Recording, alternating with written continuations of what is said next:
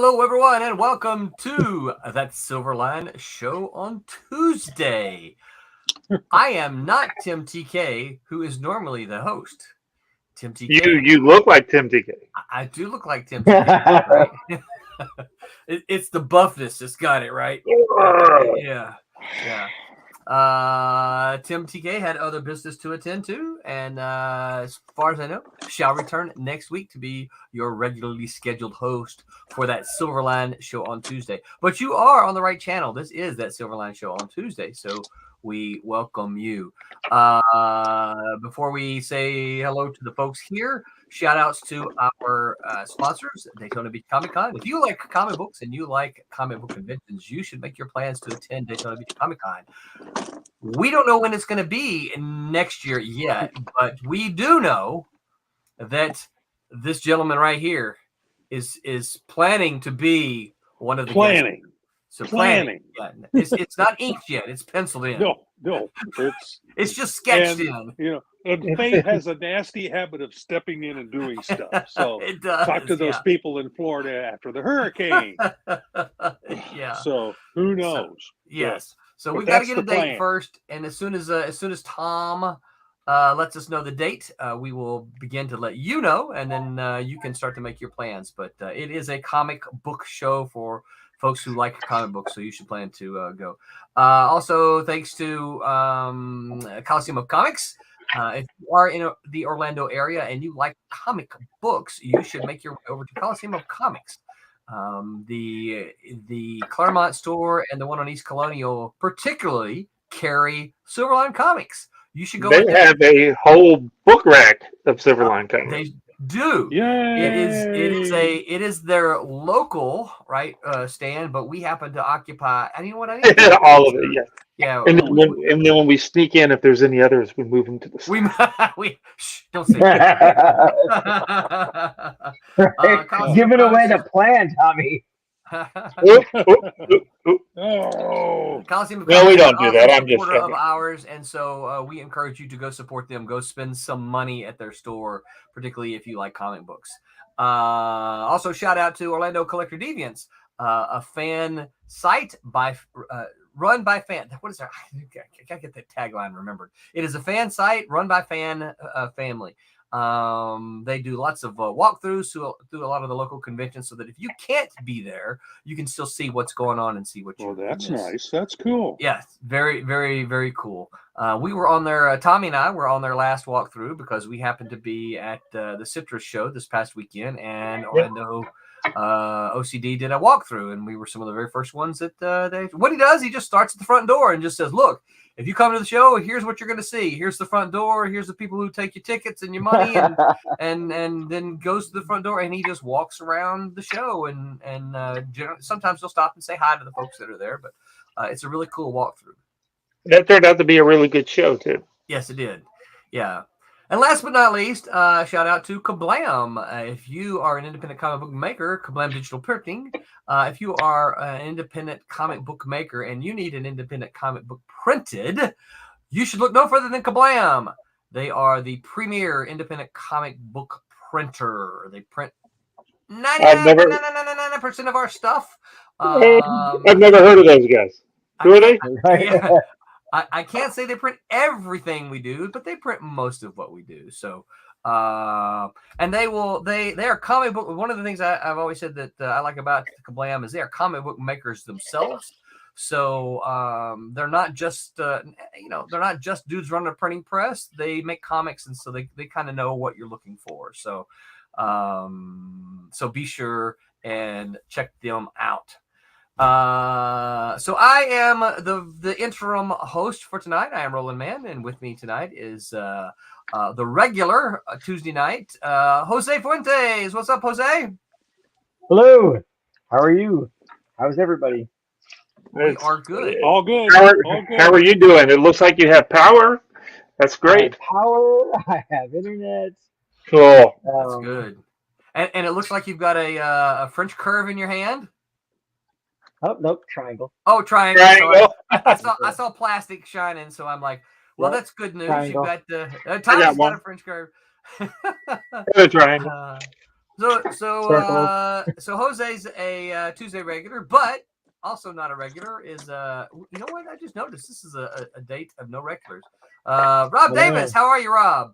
Good, and I do have a French curve. I'm not using it at the moment, but I mean, look, buddy, you're not the only one. You have to have French curves. The only thing I couldn't figure out, honestly, how to use is the flexing ruler. I never got those things to work very well. I don't have one of those. What? Because they don't work. Why they sell them to you, but they don't ever work. It's supposed to be so that you can create nice curved lines. You know what I mean? And be more like do it the way you want it, as opposed to trying to fit the French curve, right? But it's like drawing with Play-Doh or something. It's silly. It doesn't hold. It doesn't make sense to me. No, it doesn't make sense. It's like but you've just given me an idea for another show is how to use some of the art tools. Oh, listen, I taught Tim how to use Clip Studio Pro. Really? Yeah. On stream, we had using some of the tools that we use, and because Clip Studio Pro is what I use to ink obsoletes, we went over how to do it. And instead of me doing stuff, he had a page he brought up. It was inking on the page with a mouse. Oh, that's wow. funny. With that's a mouse? Great. Next thing you know, a mouse? Oh my gosh! No, I can't do that.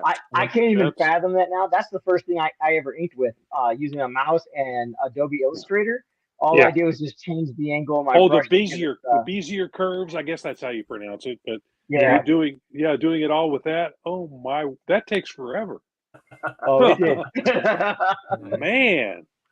You got to go on YouTube sometime and watch some of the people that actually do a good job with that. Don't know how to use their tools. Yeah, they do it, and then when they're done, it's like, God, it looks like they really inked it like traditionally, right. And it's like no, but it takes forever because they draw the three things to get a feathered line, right? Or, a line, and then they start bending the curves to make it do what it is that they need to do, and then they'll draw another one and do that. It's like that's retarded. That's what I had to do in Illustrator. That's retarded. Yeah, that's crazy. That's why I still do it on paper and scan it in. There you go. Then I do as well. Just sometimes some things warrants me doing it a little faster. Yeah, I do lettering with Illustrator. It's real effective for that. Yeah, it's great at making balloons. Yep, you can create your word balloons. You can create the tails. You can any kind of word balloons, like expression or expressive balloons. Yeah. Great, lots of fun. Easy. And lastly, I wanted to ask Jose one more question about the funky Play-Doh ruler. Is that something that they taught you that you had to use while you were at what's the school that you went to? That really good school, the Cupid School. Did they sell you like a $50 pack that had that in there? No. Okay, never mind. All right.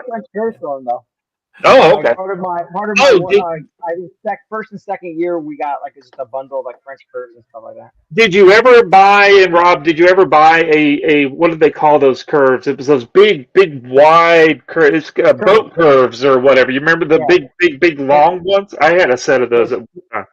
They're ship curves. Ship curves. There you go. Well, boat ship. I was close. No, I have. Oh, it's in my traveling case, but the biggest thing I have is about that. No, they made some big long ones that were like 2 feet long or whatever that had just this slide. They ended up all breaking at some point. I used that one, Rob. I used that one more than I used any of the other two. Oh, wait a minute, it's over here. This one that I've had forever. Yeah, here it is. This one. Yeah, wow, that's a big one. Yeah. That's the biggest one I have. And when I hand did lettering, it's got all sorts of different shapes on it that I could do word balloons with. Yeah. Did you rule out when you ruled out your lines for hand lettering? Did you use the Ames guide or did you do it by hand? Absolutely, yeah. I've still got one here somewhere. I've got one right there. I have one of those. I haven't used it. Was it this past weekend? I was just talking to my daughter about it. Yeah. I don't think I ever learned how to use it right, but I've got one somewhere. Yeah. So before we get to, I used it regularly. That and blue line. We've got a handful of comments over there I need to pop up, but before we get too far, we need to recognize that tonight, guys, this is our first night as part of the Madness Comic Network. And so that's pretty, that's pretty exciting for us to be a part of this growing network. That means we win, right? What's that? That means we win, right? That's a level up. That's a level up. That's all right. We have leveled up. It's being spearheaded by Pops Van Zant, and he is working diligently to bring in a bunch of folks who do streams and create a network of comic streams to get folks to say, hey, here's the place you want to watch comic stuff. Here's the place that you go. I know that I don't know if the website is up yet, but I know I asked him if he had a list of all of the shows. But I know ultimately he would love to go towards 24-hour programming. For, wow! Yeah, that'd be really cool. Wow! Yeah. So not there yet, but certainly on the way, and we're going to help him out, I guess. Yeah, we are happy to be part of that. Well, we've got our Sunday night stream, our Tuesday night stream, and our Wednesday stream. So and I told him one of the things we might do is pull up some of our archives to run some of them in the late night hours when most of us are in bed. So I'm still talking with him about that.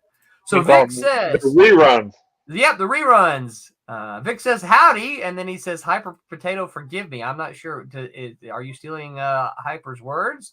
Hyper's not here. If he was here, Hyper would say, like, subscribe, and share, folks. So please make sure you like and subscribe and share wherever you're listening to us on, whichever channel you happen to be. Please do that. Comic Talk with Pop Van Zant says, hey, yo, what's up? I just speak of the devil. I was just talking about you, Pops. I guess you probably heard it. He says, welcome to Madness. Thanks for having us, Pop. We are Pops. We are absolutely excited about this and are anxious to contribute to the growing network. Vic says the flex ruler is really where little kids don't hit each other with them. That's about all you can do with those things. I mean, you're not wrong. I mean, you can bend it so it'd get the curve that you want, but as soon as you started to use it, you would just move it and it would bend. It's not like it was very secure. Yeah, I don't know. Oh, look at that. Roberta is joining us. Roberta. All right, now Roberta's here. I'm going. You guys have a great night. No, you stay, Thomas. Oh, man. Okay. I'm back. Roberta, are you coloring? Is that what you're going to do? You're going to color and put something up on the screen? Well, I don't know if I can. Okay. All right. I'll figure it out. You do not have permission. No, you usual digs, are you? What's that? You're not in your usual digs, are you? Not at all. Okay. Hotel room. All right. So you give it a try. I'll keep running through some of these. We still got a couple more comments. Sim Inkslayer says, hello, everyone. Hello, Sim. Glad to have you with us. Please feel free to use the comments. Ask any questions. We tend to have a topic, but as with most of our Silverline streams, we don't attack a topic like this. We attack it like this and this, right. And this and this. Mm-hmm. And sometimes we get to the end of our stream and say, now what were we talking about? On the old CompuServe. Yeah, on the old CompuServe forum, we used to call that thread drift.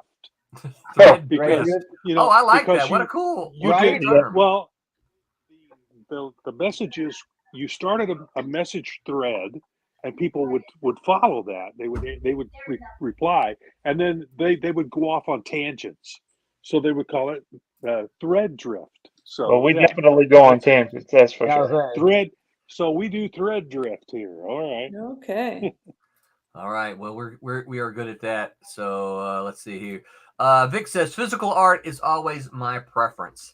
I agree. Yeah, I think that's a kind of a two-pronged thing. I think physical art tends to be the preference for a lot of people, but digital art tends to be the way, a kind of an easier way, right? To sometimes to get things done, you just go digital. Yeah. Yeah. Oh, yeah. Look at it. Jose's got a whole notebook full of stuff. I do. Did you not another deviant, but Mike Belcher is doing the All-Star Tober, where he's doing all the All-Star, right? All-Star Squadron, right? I'm so far behind because of the hurricanes, but I did do Doll Girl. Oh, nice! Very cool. Yes. Nice. Yeah. I think I saw it. Hold that back up there, Jose. Yes, sir. Yeah. Yeah, very cool. Oh, yeah. Nice. You know, we got to get I'm working on getting us a small. I like the small characters like Ant-Man and stuff like that. You know, right? Cassisi, what's up, Cassisi? Cassisi says, "Congrats, thank you, sir. We're excited to be part of this growing network." Vic says, "Got to get sidetracked to do part 2." All right. Pardon me for a second. I'm gonna okay and be right back in. Okay. Okay, thanks. I'm not sure what that one means. Do y'all got to get sidetracked? He's got he's talking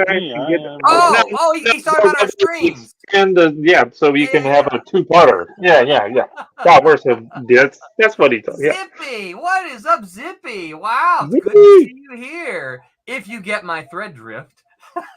That's a good one. Glad to see you here, Zippy. Zippy also says, "I hope you Florida folks made it out all right."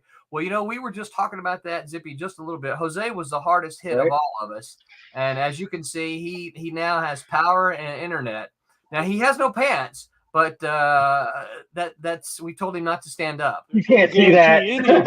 There's no guarantee any of us have pants right now. That's true. This is true. I'm out at Disney, and he did the entire time. Jose, how long were you without power? 6 days or 7? I think 6.5 days. 6.5 days. Oh, way too much. So technically, it was. So me and my daughter, we count the hurricane. It went out like halfway through, like in the evening, right? So we count that as a half a day. So technically, power was off for I think it was off for 8 days. But on the 6th day, my dad came from West Palm and brought us a generator. So we were able to at least get power on, get some fans in the house to blow some air around like in the early evening, during the night, and then when I went to bed, because I always go to bed after everybody else, because I'm just a night owl. But when I went to bed, never, Zippy. Oh, never will. But you're responding. No one else can see it. Oh, sorry. Of course I have it. Zippy said, "Jose, stay away from the FEMA camps." I would turn the generator off when we went to bed. So gotta stay safe. And Tommy, how long were you without power? Oh, so it went off on Wednesday night, Thursday morning, or whatever, and it didn't come back on until Saturday. So 3-4 days. But what did I tell you as soon as the next day came up and then we were able to drive? Yeah, I'm not camping out in my house, so I left. Tommy's like, I'm gone. If I got no power, I'm out of here. I'm gone. I don't care. I'll go to Disney and pay $200 a night. No caveman for stuff for me. No. I got out all the good stuff out of the fridge that needed to be saved, and we left. I grabbed the puppy, and we took off to somebody's house that had power. We were only without power for 2 days. But then I think John Crowder, who is up in the DeLand area, I think he was I think he was second behind Jose. Yeah, he was out for a while. Yeah, I think he was out of power for about 5 days. I think. I don't think his house got any water, but I think there was a lot of water around him. Roberta, you got to stop that. That's going to be addictive here. She's yawning, y'all. Glad I'm not watching. Okay. I had to yawn. I'll get it out of my system. Okay. So Zippy, I think we're all kind of on back on the road to being as normal as we possibly can be. Chuck Lee says, "Hello, what's this show about tonight?" Well, hello, Chuck. Our topic for tonight is how to draw comic covers. So Yeah, that's the topic. So we're going to talk about not necessarily the technical, put a pencil to the paper and that kind of thing, but that's what I thought we were talking about. Maybe some of the more thought processes behind covers and that kind of thing. Boy, the guys' comments are just running in tonight here. Cassisi says, "Glad you all came out of the storm okay." Charles Reeves says, "What up? What's up, Charles? Glad for you to swing by tonight. You guys feel free to ask any questions. Zippy, don't be saying that. So she's already tired of this show. No. we do have take a nap. This show is a later show because most Tim and whatnot and Aaron are on the West Coast. The West Coast. And and the reason I'm on it is because I stay up late anyway. You're just a night owl. Yeah. That's just my time schedule. So yeah. No, I've just had I'm in the Midwest. I'm in the middle of the country, so I'm actually this was 10 o'clock start for me, so that's not bad. I don't usually go to bed till midnight, so that's what Iowa over. Yeah. Iowa is north of me, and Arkansas is south, and I'm in Missouri. Missouri? Yeah, I'm in Missouri. You're in Missouri? Right. Actually, I've been there. Your geography show tonight. The geographic center is Missouri. Pretty close. I think it's actually in Kansas somewhere, but which is west of us. But I used to live in Iowa. You say that about Missouri, but for like a year or so, the tourism convention or the conference in Missouri, they called the slogan for the state for tourism was Missouri loves company. You know the old saying about misery. That was not well thought out. And I'm going, really? Do we want to go there? Do we really want to go there? But they did, and so I don't know. That's why I didn't laugh at your little joke, Jose. I'm sorry. That wasn't funny. It wasn't funny. I can tell you my travel woes why I'm so tired. All right, why are you so tired, Roberta? Because I traveled the entire day yesterday and still didn't make it across the country properly. Wait, so I got stranded.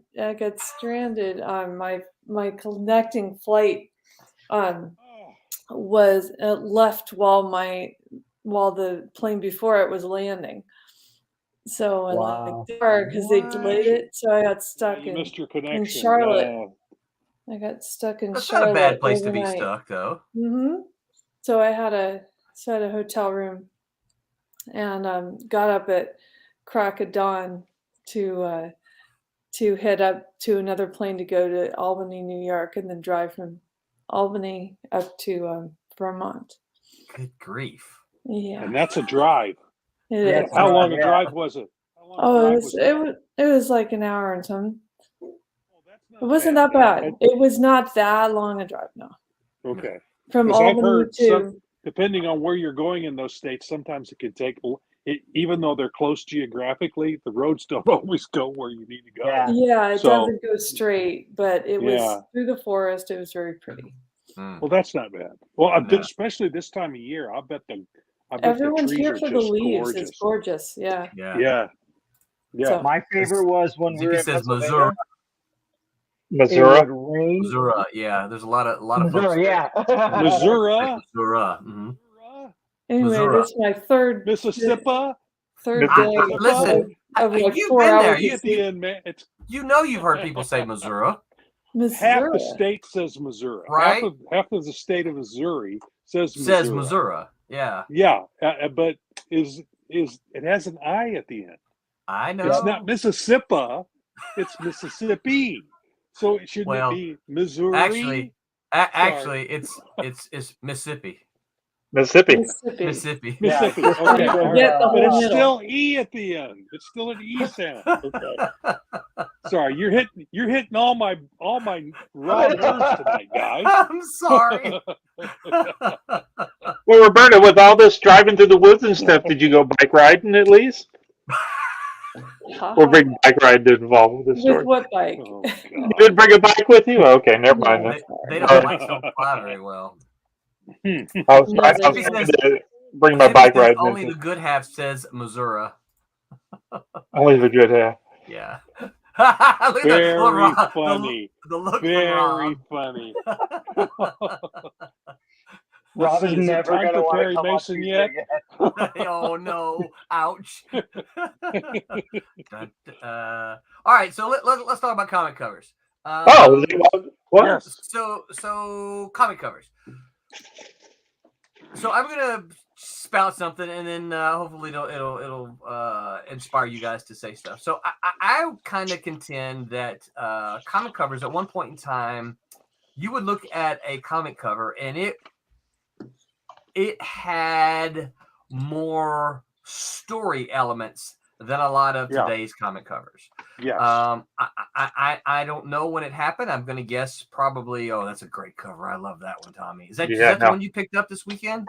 No, I went through and grabbed a bunch of the spider because it's got that thing that you're fixing to talk about. All these little word balloons everywhere that talk about this. Hold that back up there. Yeah. That's just a great cover. That's a fantastic cover. Oh, there we go. Cool. Better like that. Oh yeah. That Ron is that Ron Friends or is that that's Romita, isn't it? It looks like maybe it's inked by Romita. 128. Let me see. I think that's Romita. Could be. Oh, that smell. Smell the mold. Yeah, smell the mold. That moldy paper smell. Yeah. He's probably not gonna give the cover credits on the inside. I don't think they used to do that.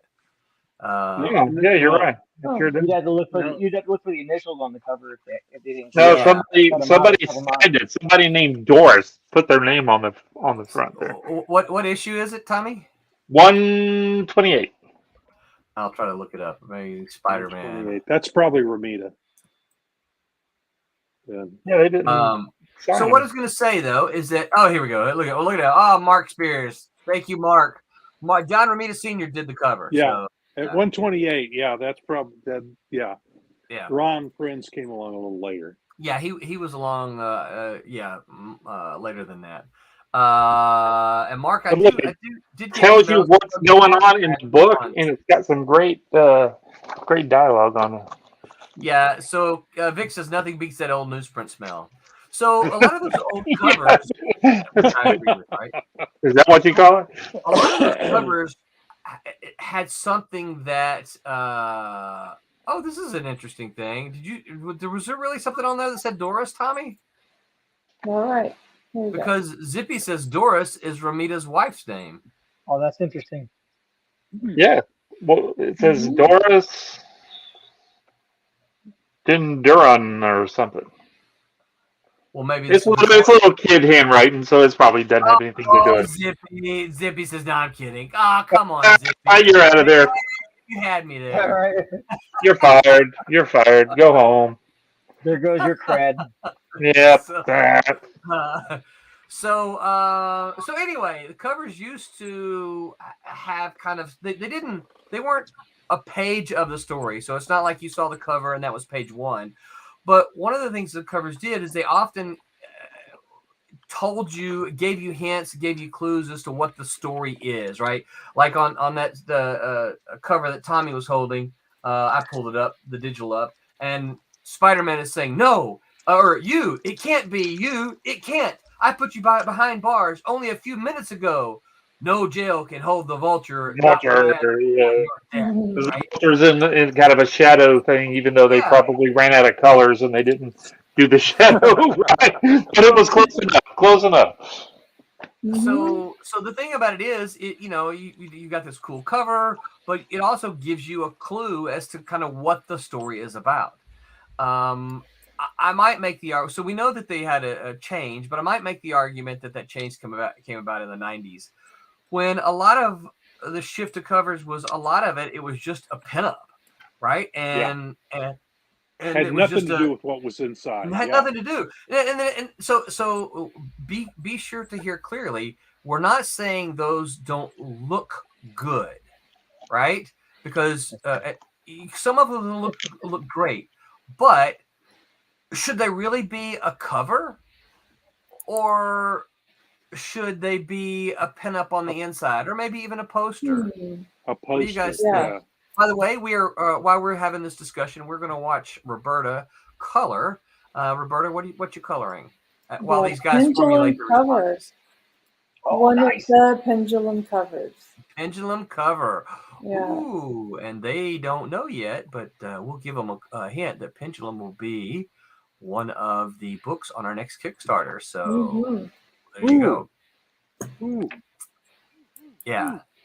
So what do you guys what are you guys thoughts on covers now? Me growing up, I grew up with the covers just being art. Like I don't remember them having words. It wasn't until I got older that I would go back, like collecting more like the old, not so much Detective Comics, but going back and reading more about some of the stuff, because one of my favorite sets of comics that I still own are DC presents DC's Who's Who of the DC universe. Yeah. And I know it's just a book that tells about a bunch of characters and their powers and their background, but it also told you their first appearance, and so I would go back to look at what their first appearance was. I just like to know more history. And you saw some interesting covers, didn't you? Yeah. Well, that's what I first saw them with. When you see, was it Green Lantern and Green Arrow, and then going back further, I saw them with the old Superman comics, the Action Comics. Like, and they were just like little hints, like Superman kicking, sand at somebody or something like that. Like, why is Superman being so mean? Like, that's where you go look inside and somebody, like something simple like that. But like, it wasn't like ever meant to like. I don't feel anyway. It wasn't meant to like give away what was happening. It was just to make you like, whoa, why is he doing it? I gotta know. Yeah. Yeah. I feel that's a lost art now when it comes to covers. Like people don't normally do that anymore. Yeah. Mark says the cover used to be the hook, like a trailer to the issue. Yeah. Right. Yeah. Right. Yeah, and I don't think I mean, obviously that's something that we've changed here recently. We've made that shift, much to the consternation of one or two. But I think in looking at them and in the response that we're getting at the shows, I think it was the right thing for us to do. Partly because it stands out now, right? Yeah. Nobody's doing it, so that when they see ours, right, they're like, "Oh, that's kind of cool," right? It gives them an idea. He also says, I think it was when Image started to focus to pinups and not many trailers for comics. So Marvel was doing the more pinup covers before Image came out. Like Marvel wasn't doing a lot. I feel anyway. Marvel wasn't doing as much, hooking on the cover as DC was. What a way to put it. That sounded really bad.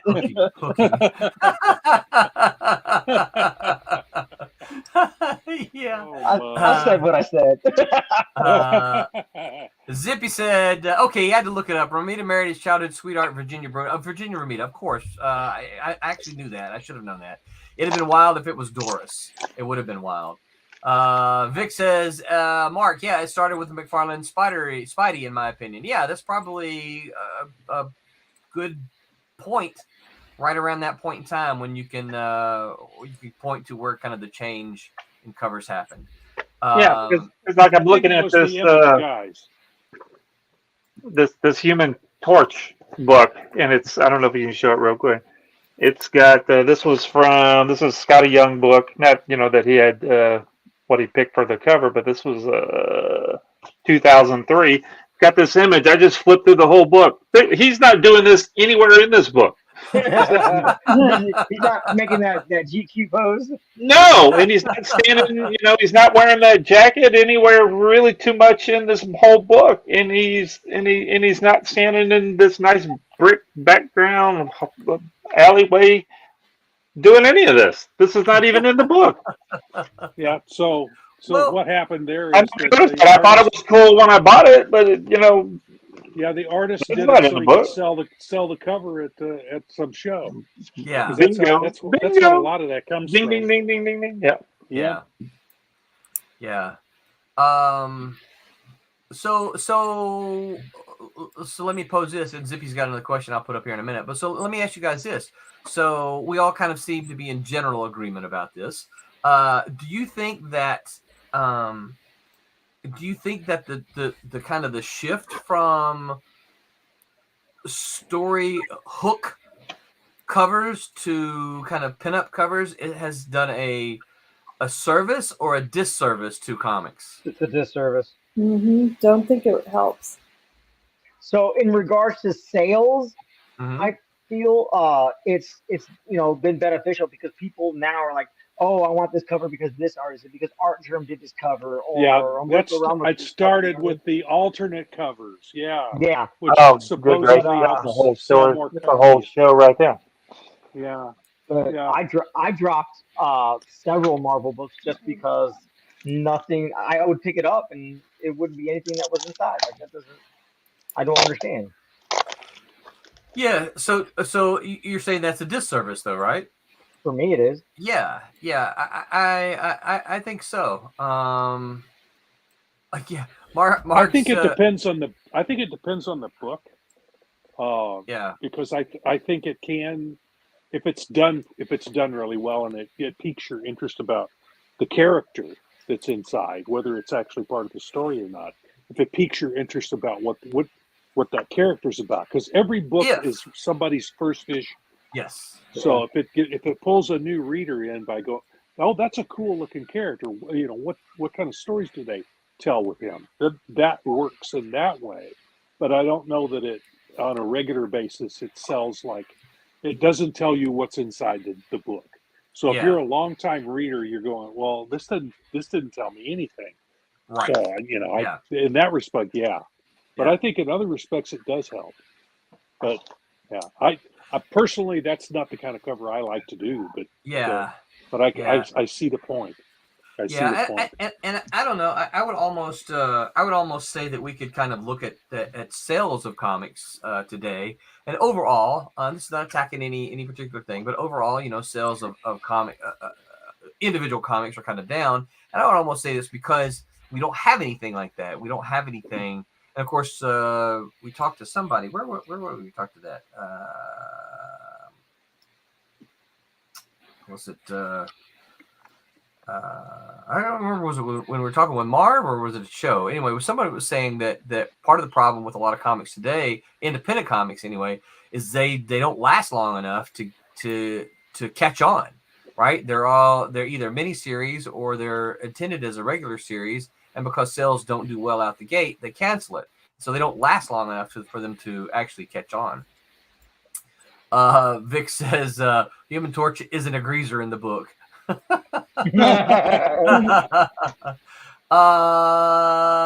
Okay, so this is not about covers, but I'm gonna toss this out here. Chill Collins says, "What's up, Chill? Thanks for joining us." He says, "Hey guys, I'm not an illustrator myself, but I am an indie creator. I have a question that is unrelated to covers, but what is your opinions on hand lettering? I have a pro interested in doing my next comic." Anybody want to? I mean, hand lettering is. I mean, if you can do it well, I think it is definitely a skill. Yeah. Yeah. I love it when it's done right. Because the lettering can make or break the book for the how many times have you picked up something, I know I'm not picking on anybody, but say and more happens on your independent stuff, and you just look at it and you go, I just can't read this. Right. Yeah. The best lettering disappears. Yes. Yeah. It doesn't stand out. Yeah, because I see a lot of stuff that we're printing all the time, and it's like you're looking at it, and it's like I can't read this. You're like, I can't. No, I mean I physically can't read it. I mean, it's like it's really hard to read it, and you go, this is some neat art, and so I'm just going to make up my own story and not read it. Jeez. Yeah.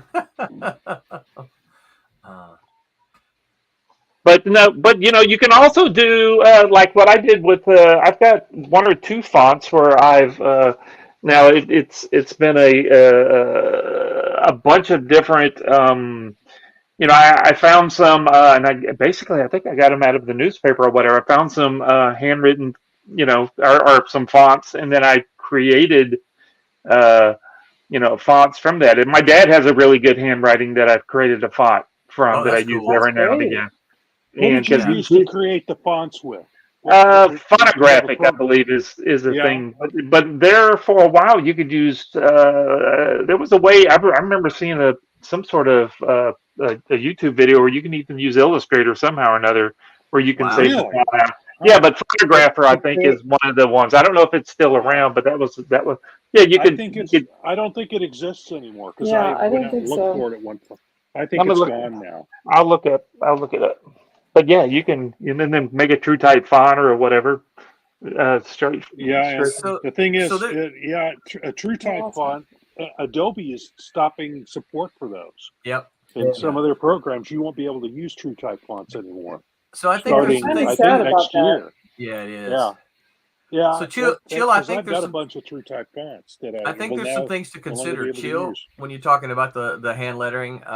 As you heard, kind of the reaction here. I think hand lettering is awesome, but there's some things you do have to consider. Okay, so if you have it hand lettered, that means it's going to go directly on the page. One of the advantages of a lot of the digital stuff is that a lot of that stuff is easy to go in and fix and rejigger and make it work. If you've got unlettered colored pages, a digital file, you can drop any language down on that you want. You can make changes really easily. Let's say you meet somebody next week and they say, hey, I want to take your book and I want to translate it to Spanish and publish it in Spain, right? Well, if you've got all of the balloons and captions drawn onto the page, what you're going to have to do is you're going to have to literally scan those and erase those from the page, and then they're going to have to fit the translated text into those balloons. And sometimes it doesn't work. Sometimes it doesn't. If you've read very many translated books, you've seen them where they have, you've got something in the balloon and there's a lot of space, and in the next one it's a really packed balloon. Yeah. That's just because the number of words don't always translate. Yeah, and sometimes you have books that read right to left instead of left to right. Yeah. Some countries. So you've got to flop every page. Yep. And when you do that, your lettering's going to go. Yeah. Your lettering will guide your eye. The board balloon's got to be in a certain place. I just did I'm not sure who asked the question a while ago. I just went on to the Googles and I put make your own font, and there's bunches of stuff came up. There's all kind of font making software out there.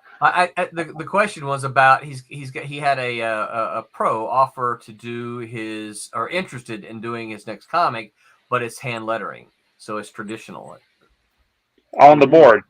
The board, yeah.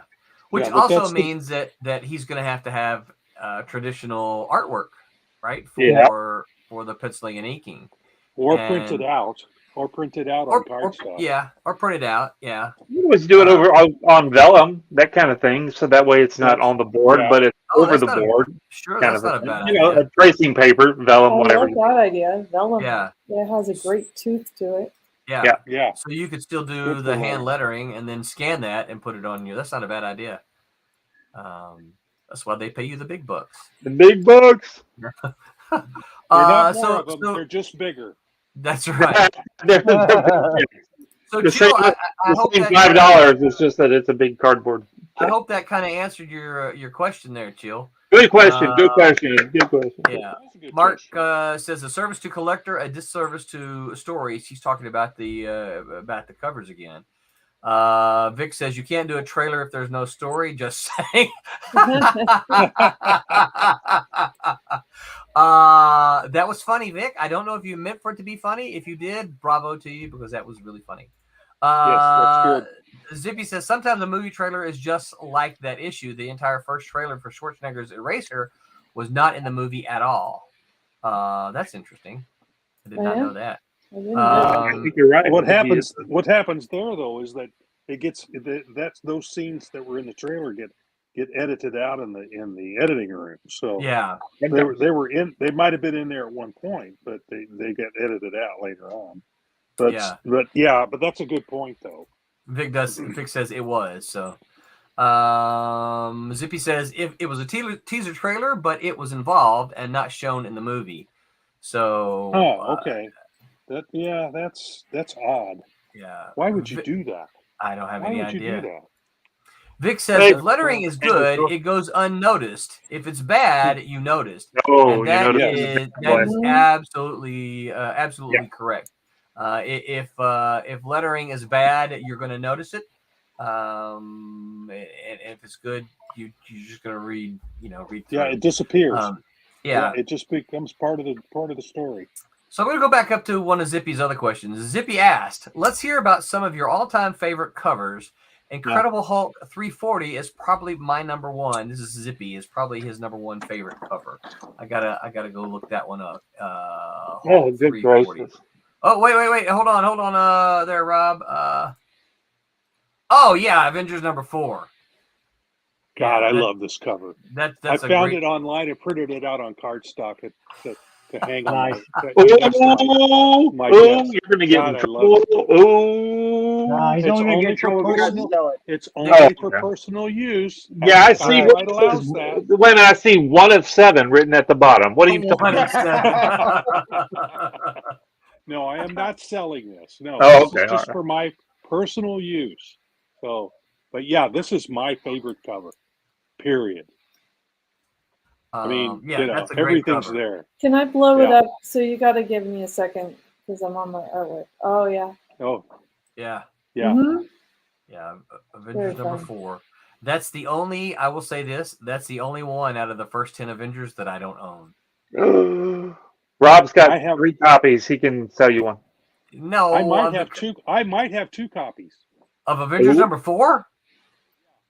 Really? Very low grade. They're very low grade. What? So, yeah, because I bought at Chicago Comic-Con and another. So we're talking about the 80s. Right. I was trying to get issue 1 through 8, which are all Jack Kirby issues. Of it, and I was missing a few. I have some in my collection from when I bought way back when. So I was trying to fill that in, and I bought 2 copies of some of them. And number 4 might be one of them. I'll have to look. Wow. That's the only one, I think out of issues 1 through 20, actually. That's the only one I don't have. That you don't have. Yeah, I'm about 20 I bought that off the stand and then lost it when I was a kid. So I had to go back and buy a new copy of it. I just had to have it. This Hulk 340. This is it's funny. This Hulk 340. It looks like I guess that's Todd McFarlane. Wolverine on the cover. So okay. Yeah, so one with Wolverine, and then the Gray Hulk is reflected in Wolverine's claws. So cool. that cover. That's a nice cover. Yeah. So one of my favorite covers, and this shouldn't come as any surprise who's followed any kind of work that I've done, just because you've seen it pop up in different things that I've done. I'm gonna show it here. Open image in new. It's that Champion Miss Fury #1 issue. No, let's see here. With the blinking light that comes on and off because Roberta made the blinking graphic effect. Oh, that's cool. So, wait a minute. Roberta was showing the whole cover. What? Oh, look at that. There's the cover. That's cool. You can see the cover. Yes. That's nice. Great, right? Good there. Nice. Yes. Now you're starting to pull, this the is lights one of my. up. That's cool. This is one of my all-time favorite Avengers covers. This is nice. Avengers 141. So when did this start? Was that one of the first ones where they did the guys coming from both sides of the panels, good guys, bad guys, whatever. Oh no, I think they. When did that start? I've always wanted to. Every time we do this and somebody brings up like this kind of a drawing, I'm like, when did that start? I got to find out when that started because we all use it from time to time. That's a great cover, though. To be honest with you, somebody else tell us. I bet it started in the Golden Age, though. I would imagine the first time it happened. That looks like a Golden Age type of thing. I hear a cat. No, sorry. Yeah, no, it's okay. I like cats as long as they're somebody else's. So, what about somebody else? A favorite cover? Yeah, I got mine. It's right here. All right, hold on. Little Nan So number one. It's my wife's book. It's the number one. Okay, I'm just shamelessly promoting my own book. Oh, I don't know. I just love, I see so many books. We've talked about this before on a lot of the shows. I see so much stuff. It all turns into mush at some point in my brain. Yeah, mine is the Flash? Was it Flash of Two Worlds with Jay Garrett? Yeah. Oh, that's a great cover. Yeah. Which issue? Maybe Roland can grab it. What's the I issue? can't remember the number of the issue. Oh, well, I can't look it up without an issue number. Google it with Flash of Two Worlds. Try that. Because I think that's the. I think if nothing else, it's distracting. 120 something. Flash of Two Worlds. 123. 123. Yep. I think it's 123. Thanks. Okay. It's not. Oh, see, look at this, and this is actually. This image is not very good here, but I'm gonna pop it up. Okay, let's see. That one there. Yep. Yeah. That's a great cover. That's Carmine Infantino, isn't it? Carmine Infantino. I didn't look that part up. I'm thinking. Zippy, where you at, Zippy? Yeah. Flash, help me! Yeah. I'm coming! Yeah. Yeah, that one's been paid homage to many times. Yeah. Oh, that's pretty cool. That's a good one. Who else? Who else has got a cover? I'm trying to think of my favorite Spider-Man cover. Man, there's just so many. I can always bring this one up from what I got at the show the other day. Yeah. That is a beautiful cover. Oh yeah, that is cool. Yeah. Why do I feel that's ginormous? It is ginormous. Okay. Oh. Yeah, it's a tabloid size. I'm just a little bitty man in a putty. Right? Whoa. All right, so Mark says Crisis 7. Let me. That's the one I think was Supergirl cover. Right? Is that the one with Supergirl? Crisis 7. And it's an homage to something else, if I remember right. But, we're just gonna leave it on me for a while. I can dance. Oh, sorry, Tommy. You can dance if you want to. You can leave your friends behind. You can dance. Okay, yeah. This is Crisis number 7. Yeah. Yeah. That's what I was thinking. Great cover, but that's still under the pinup category, right? It's in the story. Well, it's in there. Yeah, that's true. That is in it, isn't it? I think I remember. I mean, Supergirl dies, so I would say that's part of the story. Yeah, it doesn't have to be like because we're talking about it. Doesn't we appreciate it if it's not just a panel picked out of somewhere. It just fits in there somewhere. At least it's part of the story, right? I mean, yeah, that's in there somewhere. Yeah. It's been a long time since I've read those books. Oh, I know. Let's see here. Several of them coming through here. Amazing Spider-Man 294. Let me find that one.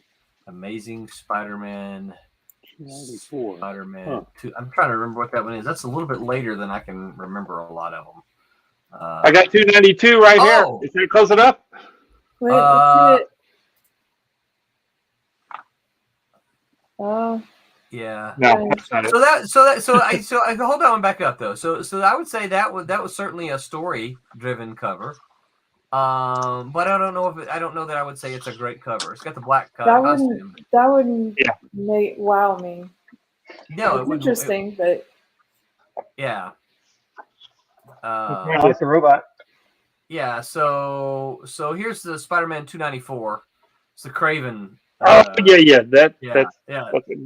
I think that's Mike Zeck, isn't it? Yeah. Oh yeah, that's it is great. Mike Zeck. Yes. Yep. Yeah, those were some Dynamic covers, covers, really good covers. Let's see here. Oh man, in this one, Spider-Man is fighting the big robot dude.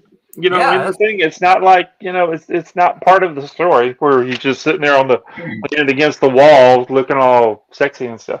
No, I would say that's a good cover and does service. Oh yeah, this is an iconic cover here. So side note, I got to see the Mike Zeck exhibit at the Ringling Museum. Wait, there's a Mike Zeck exhibit? There was. It was here for, I think it was like a month or two. And I saw it at the beginning of the year when I was half blind. Oh! Wow. Yeah. So I said because I know what he went through when he was. It was right before my first surgery, Tommy. Yeah. Yeah. The bad part is I wanted to go see it after my surgery, so I could see it crisply, but I never got a chance to go back. So here's X-Men 141. Classic. Which another classic, yes. Which Zippy says is iconic and often copied. Yeah, it's been copied a bunch. Yeah, a lot. Yeah, that's John Byrne, right? And John Byrne. Yeah, you can see right there their name, Byrne and Austin. I mean, yeah, and this one's good. It's story driven, right? Storytelling driven, I think. Let's Web of Spidey 32. What about Spider-Man? What was that 300 that cover that they've used over? Everybody's used over and over and over. Can you pull that one? Yeah. Yeah. I'll look that one up in just a second. I'll get this one here. Web of Spider-Man. Oh, this is a good one. Yeah. Let's see. Zippy says Web of Spider-Man 32 is Unreal 2. And this is the Web of Spider-Man 32. Yeah. Yeah, that was part of the Craven saga, isn't it? So that one was like homaged as well. I think they had the one with Ben Reilly doing the same thing, and like several other books have done that same cover as well. Yeah. Yeah, those the Craven. I think that's part of the Craven story. That Craven, the Craven's Last Hunt, was a very good. That was a great story. A very good story. Yeah, it's funny. I only typed in. I just realized in looking for the X-Men cover, I only typed in Uncanny 141, and it popped up. I didn't type in Uncanny X-Men, just Uncanny. Nice. I tell you something that I like when we talk about these covers. So I'll just show you one of my favorite Avengers cover. Somebody somewhere has created these cover browsers, right? So and literally you can see. I wonder if I can. Yeah. All right. So you can just browse through the covers, right? Yes. And I just find this just wow. So, you first 50 covers or first 49, you want to see 50 through 49 or 99, right? Just start browsing. There's a lot of really good covers here. Here's another one, Tommy. Good guys versus bad guys, or the Avengers versus X-Men here. Yeah. That's issue 53, I love that. Right? Yeah, I do too. I love those kinds of the covers. This is Avengers 57, obviously, is a very iconic cover.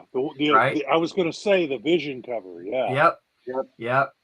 But what's funny though is the one before it is an equally good cover with Cap and Bucky, but because of the Vision, it kind of gets overlooked, right? Yeah. Yeah, I love these cover browsers. You can go to, I think, pretty much all the Marvel books. But see, here's one of the things, and this is the fun thing about scrolling through, is you can scroll through these and see a lot of these. They're story driven, right? 68. Only the Vision could tell us how to save the Earth, and he may never speak again. Oh no, right? No. He needs to plug his Duracells in. Charges batteries up. Here's another one, Tommy. Issue number 70. Squadron Supreme going to battle with the Avengers. Yeah, another one of those perspective. Yeah, good guys on one side, bad guys on the other. Yeah. I've always loved this cover here with Quicksilver, right? Yes, that's a good one. Yep. Yeah, it's everything's coming right at you. Yeah, and the camera's tilted a little bit, So. Yep. Then it's got this adds a little drama when you do that. Yep. It's got this little kind of box blurb at the bottom here.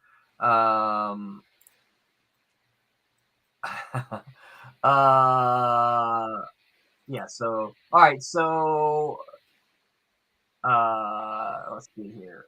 I'll look up one more before we get to yours, Calculus, Vic, and then it would be fine. So, Captain America, America 332. Oh yeah, Cap No More. That's a good one. Yeah. That's also Zek. That's interesting. Yep. I like that angle. Mm-hmm. Yeah. And that comes to us from Zippy. It says it's not very known, but very striking. I agree. And I think there's a lot of covers like that are good, but they're outshadowed by or overshadowed by something else. All right, so Vic asked this one here. Cat and Mouse #1 Air Cell. Let's see if it comes up. All right, yeah, so it does come up. All right, here we go. Look, somebody's got an entire run of Cat and Mouse, the first volume. I wonder how much they're asking for it. Error. Was probably it. So here's the first one, and this is Paul Gulacy. Mm-hmm. That's in my collection. Yeah. Cool. Look at Vic. Vic says, "What are your thoughts on Aircell Comics Cat and Mouse #1?" He's taking the bait. I did take the bait. I will. So Paul Gulacy obviously is a. So you guys know I actually have the original colors for this. It was a gift to me from Malibu publisher Dave Olbert. It's not the original art, but the original colors. I can't remember. I want to say maybe Marcus David colored it. But notice we've got a Steve Englehart quote on there. Talk about your 1-2 punch. Fun characters, fun art. This is what every new comic ought to be. Steve Englehart. Thanks, Steve. Yep, that's right. So yeah, there's the whole run, all 18 issues of that first volume. So, Vic says I got to get all 18 to compare to the new one. So Vic, there's a couple of things to. Let me just toss this out. Yes, you can probably find 18 of them. If you're patient, you can probably find them all in the dollar boxes, or the quarter boxes, whatever you have in your area. But I am actually working on an omnibus, so that when we can, if we can ever finish Cat and Mouse #4, then I'll offer the omnibus as part of that Kickstarter. Zippy says he got to run, but you folks enjoy the rest of your night. Stay safe and God bless all. Thank you, Zippy, for hanging out with us.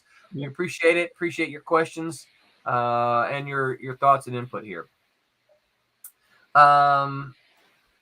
So Vic, if you're looking for the first volume, I'm a little more than halfway done prepping those pages for an omnibus. So how cool is that? Yeah, it's pretty exciting. It's actually been a lot of fun for me to go through, and I actually need to do. I haven't read them in a long time, and so as I'm kind of go through and prepping the pages, I'm kind of reading the pages as I see them, and I'm telling myself I need to sit down sometime and reread the whole first volume again. because I haven't done it in a long time. I don't know how you can prep pages and not just sit there and keep wanting to scroll through them. Right. You know, like that's a rabbit hole I would not be able to come back from. Yeah, I think it's one of these I got to get this done kind of thing. You know, that's fair. Okay. I can't. I don't have the time to sit there and read through them all as much as I would like to. Man, I love that blue there. Oh, great blue. Yeah. You know, this is one of the, and we won't go off on this tangent, but this is one of the problems I have about a lot of modern Marvel and DC books. They seem to be afraid of primary colors. Yeah. You know, they darken everything so They're much. Muddy. They're muddy. Yeah. Yeah. They're not good reds and good blues and you know, they're just they're muddy, and I just, you know, I like to see the, you know, the bright colors for a reason. So so Rob, so since you do covers here, let's I had some close by here too. Well, let's pose a question to you. Okay.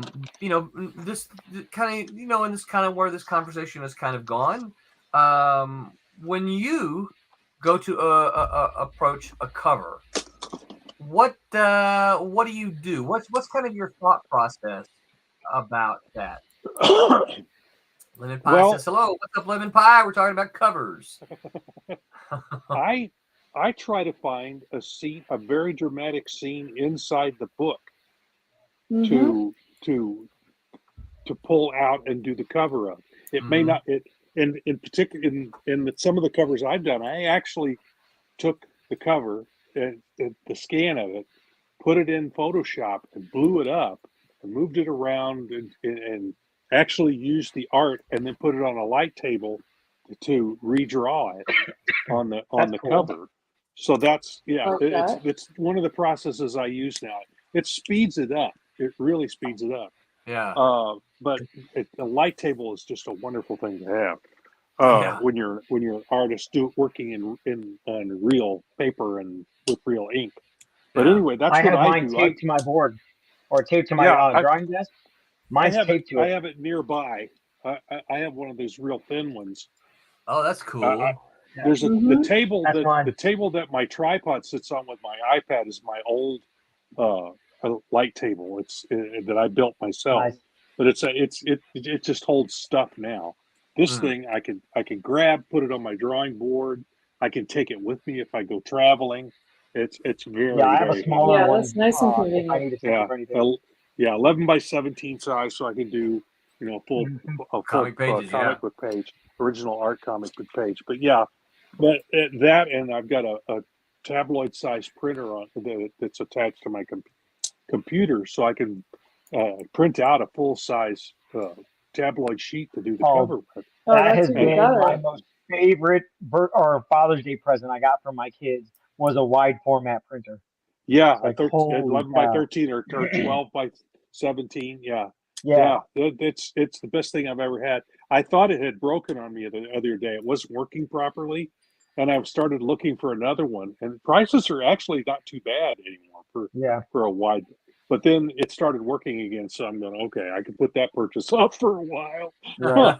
but that's to answer the question. Yeah, that's what I do. Is I look for something inside the book. Like I'm doing covers for the reboot or the reworking of Sirens, and so I ask for PDFs of what's inside the book, so I can look for whatever's happening inside, and maybe try and find something there to do the cover with. It's the same thing I did with Twilight Grim. The first issue was kind of an homage to that poster from Star Wars where Luke Skywalker's standing there with his his sword stuck up in the air. So I had Twilight Grim holding a cross and light, you know, flying off of that, and then the beautiful women at his feet. With the three women in the book. But after that, I actually went through the book and found panels. Like I think this is. I've got. Yeah, this is, I think, 2 or 3. Which one is it? This is number 3. And that's actually directly from a panel in the book. Yeah. I blew it up. I blew it up, and I thought, and I cocked it just a little bit. The panel, I think, was not quite as cocked as this one is. Mm-hmm. But I played with it a little bit in Photoshop. But I put that on the light table and essentially redrew it that way. And it went back in and inked it myself too. But that's from a panel inside the book. And then for 4, I did something very similar there. That's a good cover too. That's the motorcycle coming through this roof. Now, I think I used a different. I actually took 2 different panels from the book. This is the vampires at the bottom's from a different panel, and I blew that up and just kind of rejiggered it around. But that's what I try to do, is find some dramatic scene that will grab the reader and say, "Wow, I wonder why that was going on." That's pretty dramatic. So we ended up the text for that one. We ended up doing something. That one was one of the first ones we did the little blurbs on. Yeah, if I recall correctly. Yeah. I'm trying to remember what we said for that. I think something about Thanksgiving or something, wasn't it? Yeah. I think something like that. Thanksgiving. Yeah. You didn't invite me to Thanksgiving dinner or something like that. That's what I came up with. But that was number 4. Yeah. Yeah. Here we go. So. Yeah, I just found it. Yeah, I was gonna show the final, the final version of it as well. So, let's see. Photoshop is being particular here. It does that. Update it. Yeah. I hate when you go to type something in and then your computer shoves you over to a different software. It's like, no, I'm here. So I couldn't, for the life of me, automate batch a bunch of the open files that I had that I was trying to do until I went in. I was like, oh, okay, I need to update. So I updated it, and after that, it was fine. Yeah. I hate that they lock stuff out like that. Yeah. Okay. Let's see here. Where's it? Sometimes I go back to a previous version. I keep the older versions, and some of the stuff they change it. It gets broken, or it doesn't work the way it used to, and I'm used to doing it a different way. So I'll go back and find an older version of Photoshop and use the older version. To do one thing. Right. I have Adobe or whatever it is, Photoshop, Illustrator, InDesign CC. But I also have on my computer Master Suite. I think it's Master Suite 6 or Master Suite 7.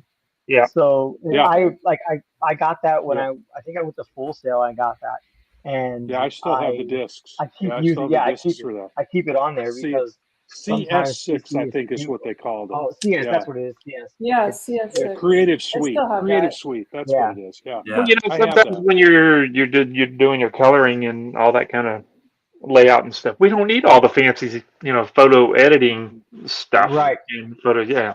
I mean, built layers in Photoshop. That's about as far as I really needed. I didn't. That content aware thing where you're doing fills is kind of fun when you're trying to fit when I need to fix covers for printing. But other than that, I don't need. Been just fine since 4. Yes, really, exactly. For what we're doing, pretty much everything I do on it, I didn't need anything past that. Yeah. Yep. I hear you. Here's the final cover here, and of course this is story driven as well. It says, "What's this? You decided to have a Thanksgiving party and didn't invite me?" Stunning conclusion. Yeah. I'm the one that came up with Thanksgiving. Looking at the art. Yeah. Yep. You can blame me. I'm the one that came up with Thanksgiving. Yep.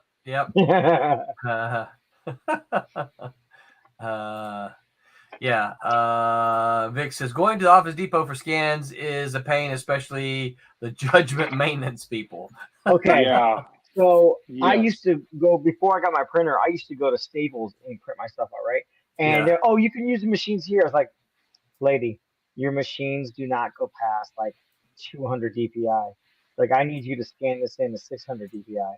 Right. Like, oh, our machines don't do that. It's like, okay, I do this every time. Literally, your machine back there can scan up to 1200 DPI. Like, I already know this. Please just go do it. Right. They just don't know their own Come back there. Let me do it. Let me do it. Yeah, right. Yeah. Can I just come back there? Like, I know what I'm doing. Well, the problem is that the people working back there have only been trained to do certain things. Right. And I get that. We really do know more than they do. So yeah, you're telling them how to do their job, which, I don't like it I didn't like it when I had a regular job and people would come and try and tell me how to do my job. So I understand why that irritates people, but you need to really learn the equipment rather than just the light covering that they first give you. I always, when I worked, I always delved into what else can this thing do? Right. Play with it and find out what else it'll do. But some people, they do the minimum and that's it. So, but now we can do it ourselves, can't we, Jose? That's right. Yeah. Having that the tabloid printer, scanner, it'll even fax tabloid size pages. Yep. Right. Which is wild. The other day. Go ahead. I'm sorry. Oh, no, that's all right. It's wireless, so that my iPad's connected to it, my phone's connected to it, my computer's connected. I don't even have to be at the desk anymore. Yeah, that's great. Yeah. Yep. Roland, I did. I'm inking most of everything digitally, and I had some pages on paper. And Roland's, and I was at home, and I sent him a note. This was last week, wasn't it? And Roland goes, "Why can't you just scan it at home?" And I'm like, why would I be scanning it at home? I got a printer. I don't have a printer at my house. I've got a $1 million printer over at the office. Why am I doing anything at that? Right? Yeah. No. Company dime. Yeah. No. Why I ain't got a printer, and that's kind of aggravating for my wife. Can you print this out for me? And I'm like, okay, tomorrow I can do. Can't do it here at the house. We don't have a printer here at the house. Yeah, and when we bought when our own printer died, we bought a new printer, but we buy a printer scanner combination, and of course one of the things we have to do is make sure that the face, the glass, 11x17. Right. So it's like it has to be. And of course that's bumps it up to the next section because most of them are the 8.5x11s. And it's like, yeah, but I gotta have the 11x17. I don't have to. Yeah, it was a long time that those are really super expensive. Yeah. Anything that big. Yeah. I don't have to print out 11x17 because I'm not printing anything, but I need to be able to have the scan bed. I gotta have I gotta have the scanner to be that big. So yeah. Yeah. So let's see. What else on the how to draw? So one thing I think the pinup covers have kind of done is some of them I'm trying to think the logo, right? You got one of the things because the title of the thing is how to draw covers, and this is Tim's subject, so I'm not sure if we're covering exactly what he wanted to cover. Cover the cover. Very funny. Yeah. Nice. But that's pretty cool, Roberta. That little thing. That? What the heck? It looks like you're putting a brain on there. What is that? Yeah, my brain it's a texture that I'm using for a brush. It's just a brush. Yeah. That's pretty cool though. And I'm trying to give it a little bit more tooth to it. Huh. And so it brings it out. Give some texture to it. Yeah. Yeah. That's right. Yeah. Very cool. Man, I forgot what I was about to ask. Logos. One of the things, of course, I know you guys on Wednesday talked about. I think you were talking about Silverline covers, and boy, I really like those. I really like those when y'all did that. Vic says Tim's going to have to redo this one. Yeah, Tim's going to listen to it. And he's going to say, "Yeah, that's not what I mean." I'm not putting this in there. Right. Accidentally erase it. Yeah, but of course, the logo is a completely different different beast. But one of the things I think that when you're designing a cover, you have to absolutely take that logo into consideration, right? Absolutely. In regards to space. Yeah, in regards to space, yeah.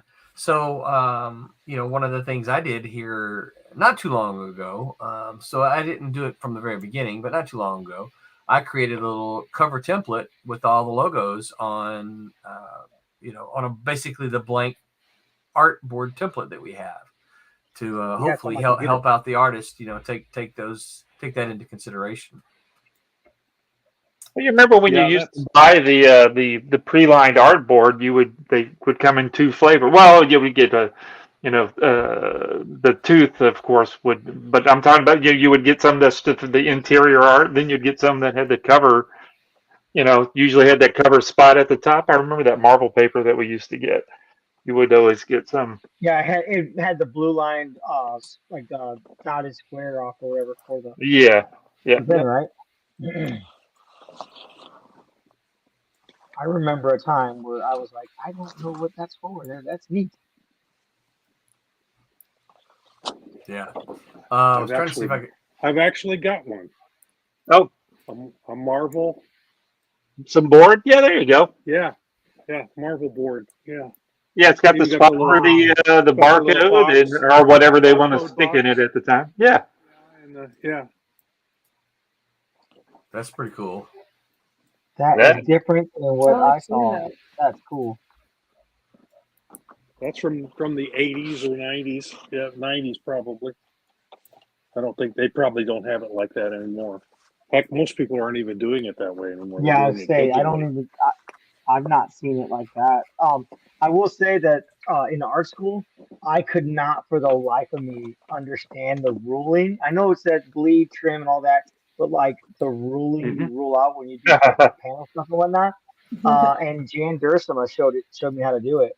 And I was like, oh, okay, I got it. So I did it for some of my pages for some of my assignments. And then Tom was like, you didn't do that right. I was like, I did it exactly how Jan showed me. He's like, no, you didn't. I was like, I sure did. He's like, no, you didn't. Like, so I went back to Janet. Sure enough, I screwed it up. And so I actually had her I actually went out and printed a copy, just on regular paper, the blue line paper. And I had her measure it out for me so I could use it. And for all 3 years of art school, that taped to my wall and then right next to me so I could use it. Funny. And then, I printed out the Silverline thing that you sent out digitally. I actually put it on. Yeah, I put it on. You may not be able to see it very well. Not well, It's so blue. Yeah, the blue line just kind of disappears. Looks so cool. I printed it out on cardstock, cover stock. Nice. So I could use it for the covers. But what I do now is I do all my stuff. I have a template that I made. Oh, nice. Oh, that's cool. Let's see. And I take 11 by 17 paper that I bought, and I put it inside of that, and it's got I don't know if you can see.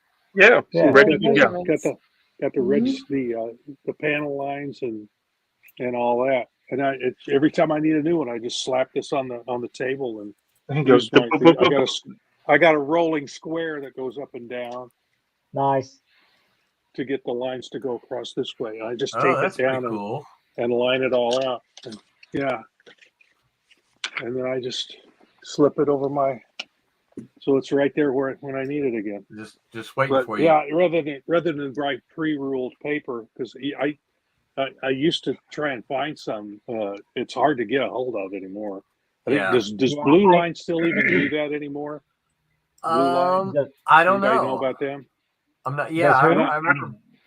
Yeah, we used to offer it at Kablam. We would print it on whatever Bristol that you wanted, and then people quit ordering it, so we quit doing it. Yeah, I started. I bought a bunch of it. I bought like a book's worth from Kablam, and then I went back later to try to buy some, and you guys had stopped doing it.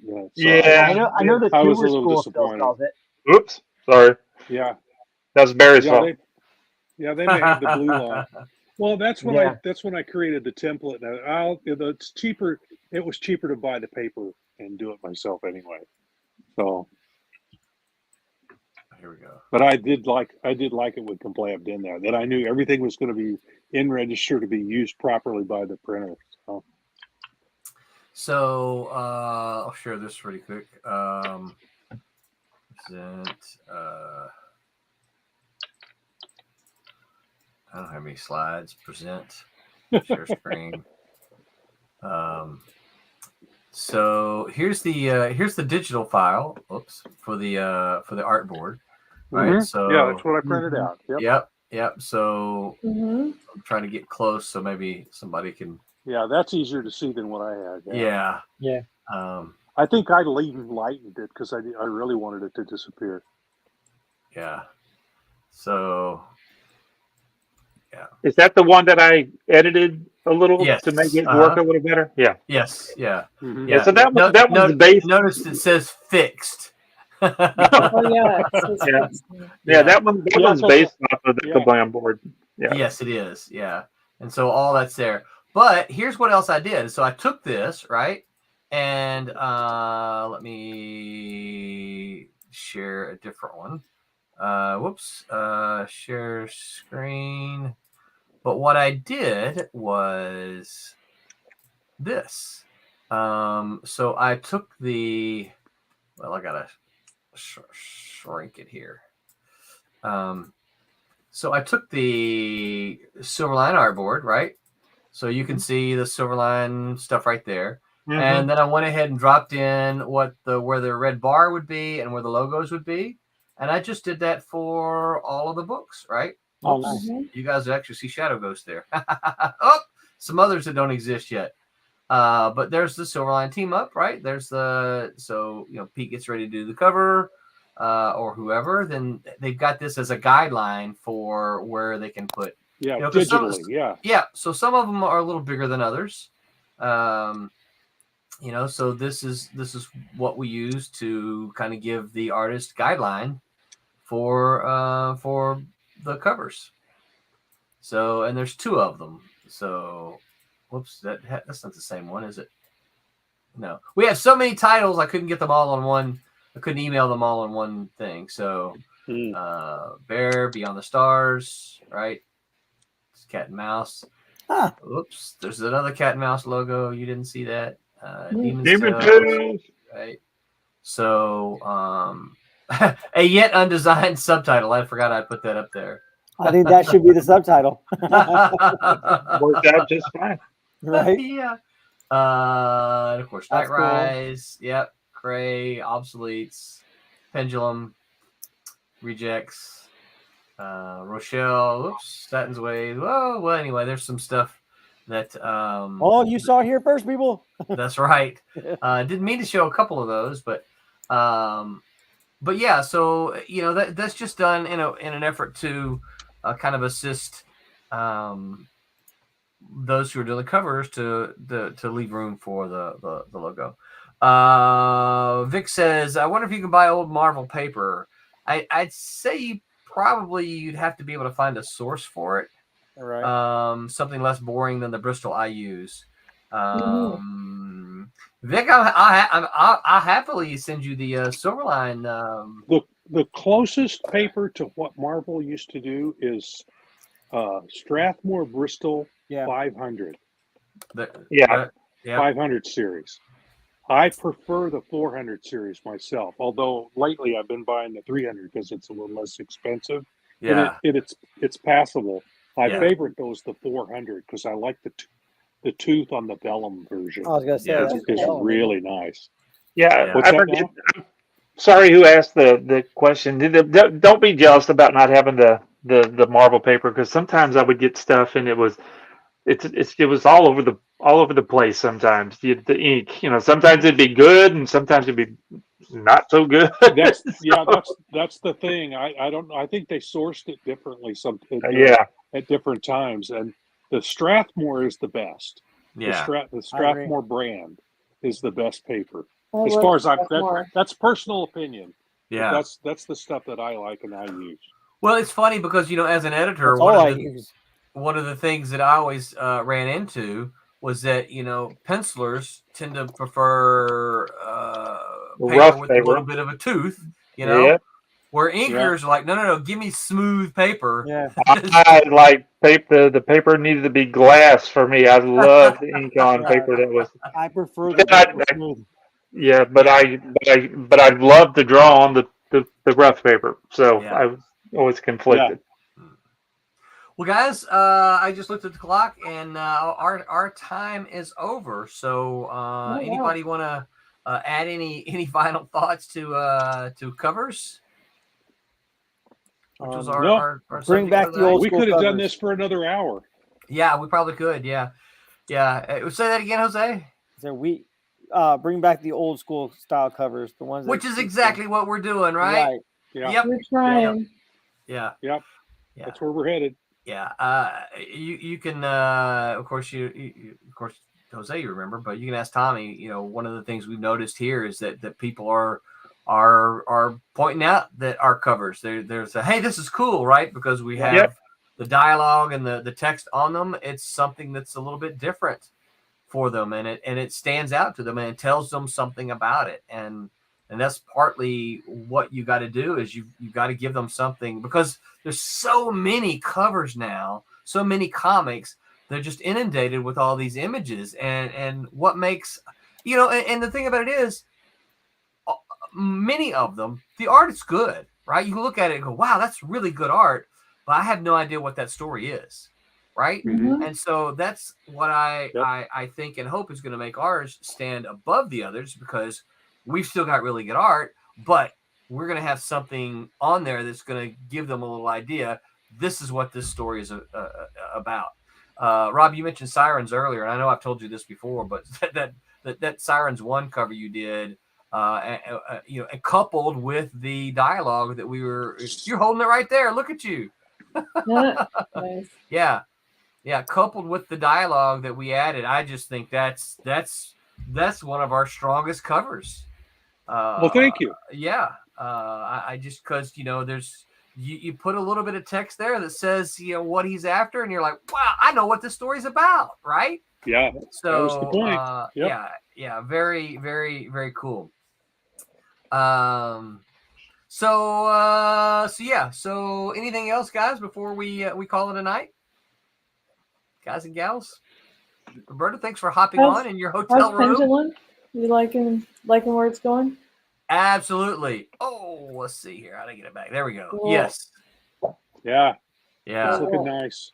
It's looking very nice. Very nice. And that's the original artist, John Drury. Mm-hmm. Did that cover. John's a bit of a Luddite, trying to bring him into. What's the book? The Pendulum. The Pendulum. Okay. Pendulum. Yeah. We might want to get that out there so people know. I'm sure you said it earlier, but now that we're looking at it, let's the Pendulum. Delay. Sorry. Yeah. Well, that's okay. It's your hotel room delay, right? Yeah. Look at Vic. Thank you, Vic. Vic says like, comment, subscribe because no hyper. Thank you for having Hyper's back and for having our back. Yes, you guys, please like, comment, subscribe to all of our channels. We are happy to be part of the Comics Madness Network now. So wherever you're listening to us from, please visit the other places and follow and subscribe and do all of that. Oh no, I don't have a wristband here with me. Oh yes, I do. Yeah, I do. So real quick, Tommy, where can folks find you on the interwebs? Just go on the Googles and type in Florimonte, Florimonte. I always spell it because you guys mess it up every time. Rob, what about you? Where can folks find you on the interwebs? Rob M, as in Mother Davis.com. That's my homepage, and I should have links from there to some of the other stuff I do. You can also go to airship27hangar.com. That's the publishing thing that I do with Ron Fortier. You can see what we're doing there, and you can catch me every Wednesday on Wednesday Wham. Unfortunately, except for this week, because I'm going to be out of town. I might be able to jump in, depending on the group, whether I can get Wi-Fi connection and my iPad working. I might pop in for a minute. Do a Nice. Tommy Florimonte and you put it while you're driving in the car. That's the only way to do it. Yeah, do exactly. a Well, I would be in drive-by. a I bus. mean, So, at least you're not inking in the car. That's That's next week. That's next Roberta, what That's about next you? week. Where can folks find you on the interwebs? You can find me on Instagram and Facebook under Roberta Conroy. So look for me there. Excellent. Cool. Jose, what about you? Where can folks find you on the interwebs? Facebook and Instagram at Jose A. Fuentes Art. Nice. And you can find me on all the appropriate social medias, Roland Mann, Man Roland, and some of them. Don't forget, we've got a show here tomorrow night, 8 p.m. Eastern, the Wednesday Wham. Sunday, 8 p.m. Eastern time. And that Silverline show on Tuesday, we'll be back here next week, 11 p.m. Eastern time. That's for all of you West Coasters. But wait a minute, let me get to the okay. But until next time, remember. Oh wait. Until next time, remember to make mine Silverline. Good night, everybody. Hey, I'm Pat Broderick. Make mine Silverline.